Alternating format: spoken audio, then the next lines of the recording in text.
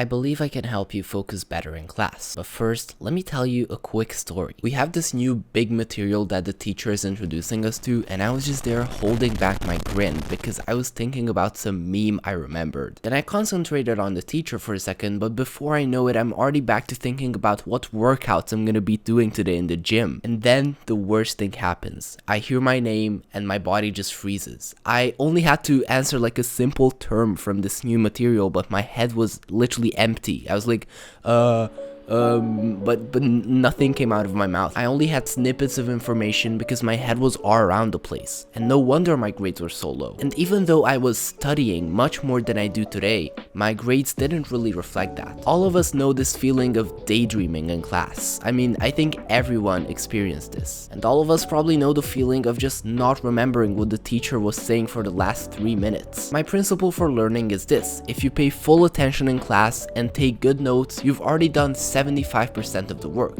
Why? Because it's true. And this is how I went from an average student to one of the top performers in my grade, while actually spending less time on school related things. But all these other tips on how to take notes, etc., like everything, is for another video about how to dominate school, which is gonna come out in a few days. So I don't know when you're watching this, but be sure to check the comments because I've put the video there and you can watch it after finishing this one.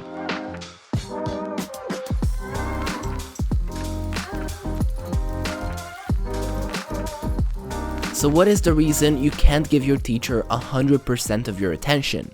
Most of the time, it's one of two things. You're either talking to a classmate or just daydreaming in class. So let's address the first issue, talking to a classmate. I actually have a very good friend in school who sits right beside me, and he is literally the reason I am not bored. We're able to discuss anything from politics to self-improvement to business, or just talk shit about the school system. I mean, it's amazing. But sometimes this conversation keeps on going while the teacher is teaching. So when I'm there trying to focus on the subject at hand, but also trying to keep up a convo at the same time, that's just not gonna work. And by the way, this is why multitasking is a load of BS. I mean, humans can't work on two things at once. They can only switch their focus between the two things very quickly, which is just unproductive. And so this is when you need to find the right time to politely interrupt and say, let's just continue this conversation after class, okay? Luckily, he's really respectful, and we also have breaks after every single class, so it's really not a problem. He just likes talking a lot. So when I remind him I'd like to focus on the subject at hand, he will too, and we usually just continue the conversation after class. I think 99% of people will understand when you tell them you want to focus on the teacher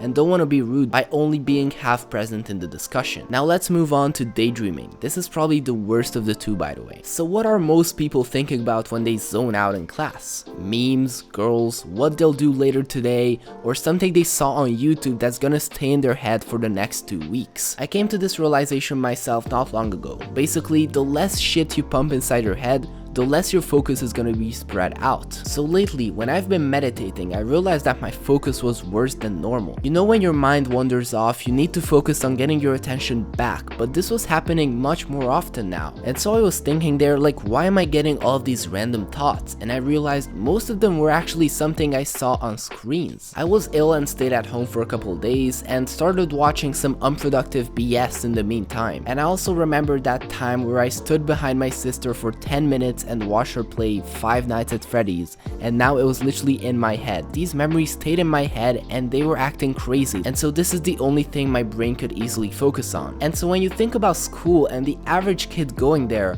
I mean, what's more interesting? The video game he's gonna play at home, or the teacher just talking? Well, I think you know the answer. And so this is why a lot of young people struggle to focus in class. I mean, not only is your brain filled with crazy interesting things like what you're gonna do in that video game you're playing, what kind of house you're gonna build in Minecraft, but also pair that with a short attention span you get from TikTok, YouTube Shorts, or these flashy video games where what you see changes every half a second. By the way, I have a full video on how to stop scrolling. I'm gonna put it in the description. And number 2, clear your mind of as much BS as possible. The less things your mind can cycle through, the easier it will be to get into a flow state. Obviously not like a nerd, but just like the guy who gives the teacher their full attention. Make them feel important. Try holding eye contact with them. They're gonna feel that someone really cares what they have to say, and after a while it's gonna seem like they're actually explaining just to you and not the whole class, which is obviously not true, but it kind of feels like it. So that's it. This was my little secret on how to focus in class and get better grades. Actually, this was just a part of getting good grades. So if you actually want to know the simple tricks I use to go from a nobody in school to someone that even the board of directors refers to as a friend who has exceptional grades without putting school in the #1 priority, then watch my video about school domination. It's gonna come out in a few days, so check the comments right now. It's probably gonna be there.